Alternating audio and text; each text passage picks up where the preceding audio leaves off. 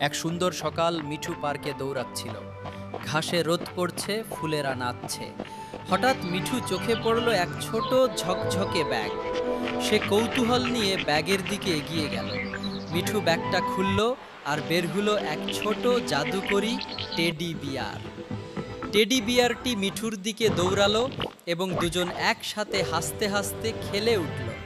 মিঠু ব্যাগটা ধরে উড়তে লাগলো। আকাশে মেঘের মাঝে উড়তে উড়তে তারা খেলতে লাগলো। উড়তে উড়তে তারা রঙিন ফুলের বাগানে এসে পড়ল, যেখানে প্রজাপতি ঘুরছে আর ফুলেরা নাচছে। মিঠু এবং টেডি বাগানের মধ্যে দৌড়াচ্ছে। ব্যাগ থেকে জাদুকরি আইটেম বের হচ্ছে, আর একটি ছোট পাখি তাদের সঙ্গে খেলছে। শেষে মিঠু ব্যাগ বন্ধ করলো এবং টেডি বিয়ারকে আলিঙ্গন করলো। তারা একসাথে হাঁটলো। সূর্যাস্তের আলো পড়ছে, গার্ডেনে সব কিছুই রঙিন এবং শান্ত।